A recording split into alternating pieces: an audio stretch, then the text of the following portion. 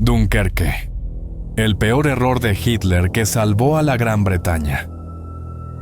El error que salvó a Europa. En el capítulo pasado vimos cómo, en Noruega, Hitler dejó escapar a miles de aliados y a cambio destrozó a su propia marina. Fue el primer síntoma de una estrategia fallida. Pero si pensaban que eso fue un error, esperen a ver lo que sucedió apenas unas semanas después en las playas de Francia. Hoy analizaremos Dunkerque, el famoso milagro que, en realidad, fue el peor error estratégico de Hitler en toda la guerra. La indecisión, la soberbia y el desprecio por sus propios generales se combinaron para ofrecerle al enemigo una segunda oportunidad. Una oportunidad que salvaría a Gran Bretaña y permitiría que, 5 años después, los aliados desembarcaran en Normandía.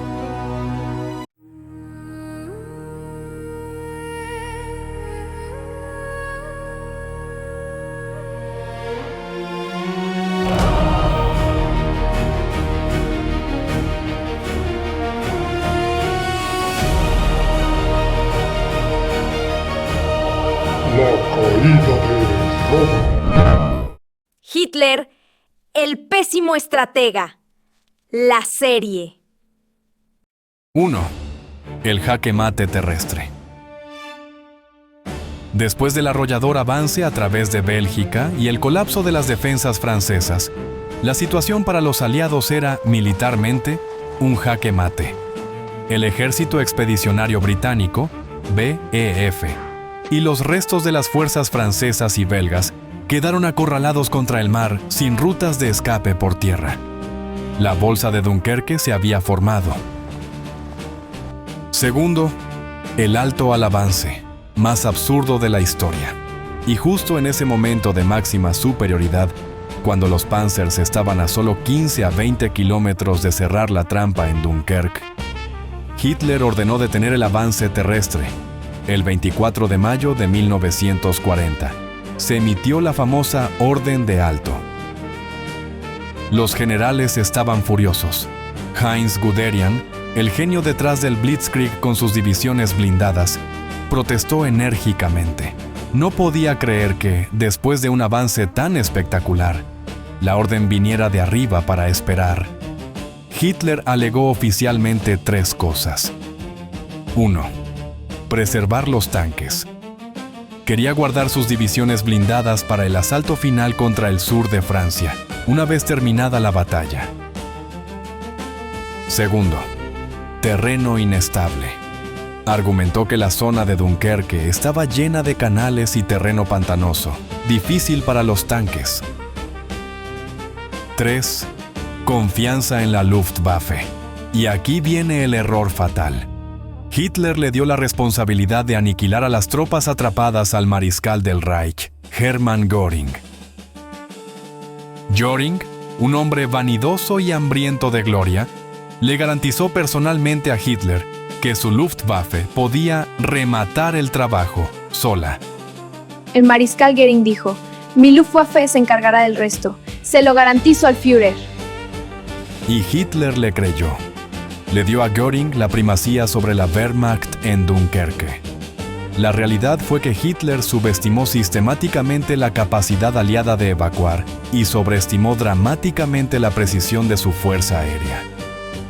Y sí, hablamos de ese Göring, el mismo que años más tarde garantizaría que Stalingrado sería abastecida por aire, con resultados catastróficos. 3. El milagro del fracaso alemán. Mientras los tanques alemanes permanecían inexplicablemente detenidos, los aliados ponían en marcha la Operación Dinamo. Lo que hizo falta fue una épica operación de rescate. Mientras la Luftwaffe lanzaba ataques desorganizados y poco efectivos, la neblina y la defensa de la Royal Air Force interfirieron. La Royal Navy hizo algo extraordinario. Movilizó a miles de barcos civiles. Yates de recreo, pesqueros, barcazas, la famosa flotilla de barcos pequeños británica.